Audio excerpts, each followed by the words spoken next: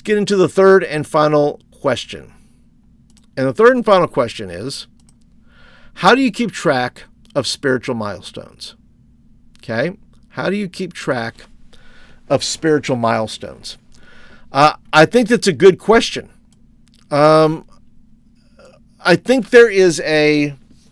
Now, the funny thing is, when you read Scripture, the Apostle Paul didn't even remember people he baptized. He says, the only people I can remember I baptized was so-and-so and so-and-so, right? He didn't quite remember, which means I don't know if it was a big deal to first century, Christianity at that time to keep track of some of those things, at least for Paul individually.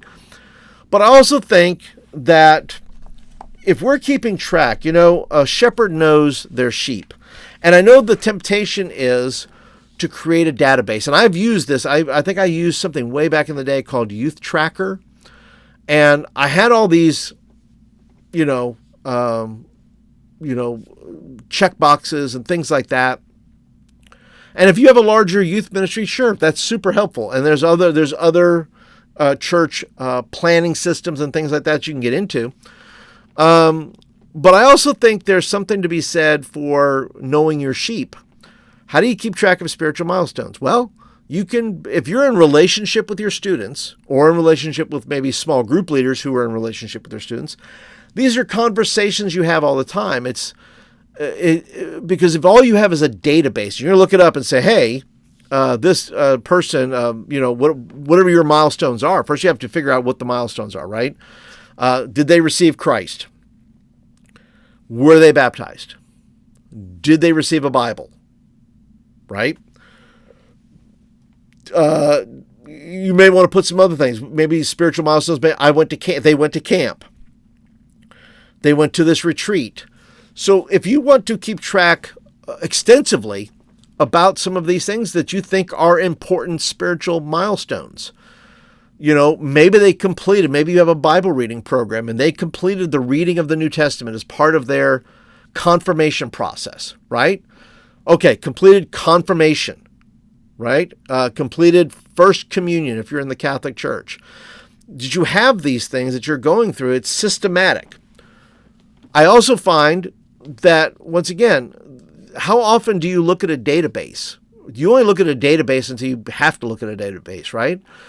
But I also think it needs to be a part of conversations, right? When you're asking students, hey, have you been baptized? Hey, have you received the Lord yet? Hey, have you been in confirmation class? These are things too that, that we ought to know. If we know our sheep, right? The way God knows us, right? He knows us by name. So if we know our sheep, then we have a sense of, have they maybe done some of these things? So I think you have to come up with the spiritual milestones that are important to your church. First of all, I would look from the top down, not just important to your youth ministry. What does your church look at as important? And then how do I then reflect those spiritual milestones within the youth ministry? And then you create, your checklist or your database. And this could be as simple as making a note, right? And notes on your phone. If you just create a note, depending on what kids you have, if you want to go big, you just say, look, I'm just going to create a note, right, in my note system. And then you may say just student milestones. And you can, by the way, in your notes app, there is a checklist for that. So if you say salvation, baptism, and then put a kid's name, let's say Mark. We'll put that on there.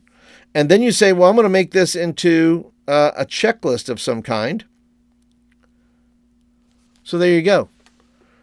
So I just made student milestones, Mark, and then there's salvation, baptism. So if you want to have a note on individual kids and they have checked those particular things, it's a simple way to do it.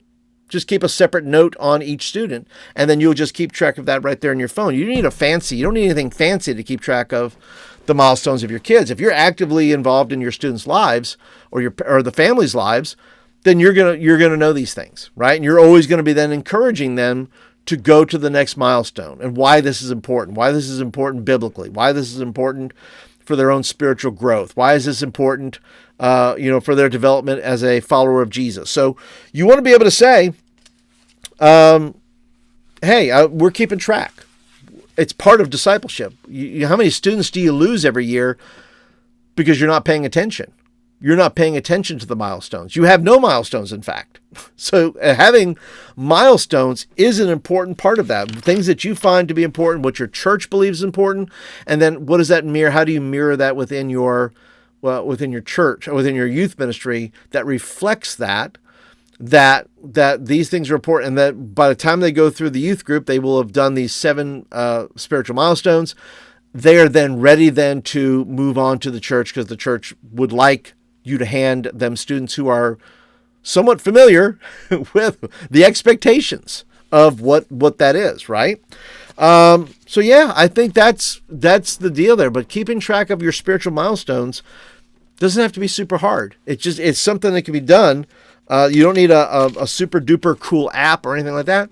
Just make a note on each student you have and figure out what they've done there, right?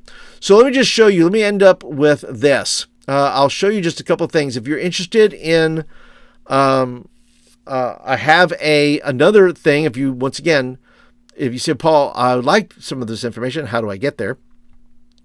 I do have an event planning sheet, because we started off with event planning.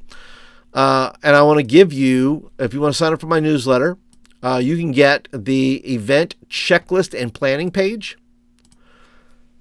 If you're interested in that, I'll drop this here. If you're interested in that, I'll just show you real quick what's in there. Well, no, that's not it. There we go. This is what I'm looking for. The event checklist, so if you're going to do a kickoff, those kind of things, you want to make sure that you have something like this. This has 11 questions you should be asking as a part of that, and it also comes with an event planner. So if you say, Paul, I need some help in that area, well, get signed up for that. Links will be down in the show notes as well. I do also want to say that if you're interested, say, Paul, I would love to be in a coaching relationship with you somehow. How do I do that? Well, there'll be a link down below as well. If you want to add somebody that has 35 years of youth ministry to your team, maybe you want to do individual coaching for you, or maybe you want to have a series of sessions with your volunteers where I can help you a little bit in that area. There'll be a link down below for coaching as well. So I want to encourage you to check that out if you're interested.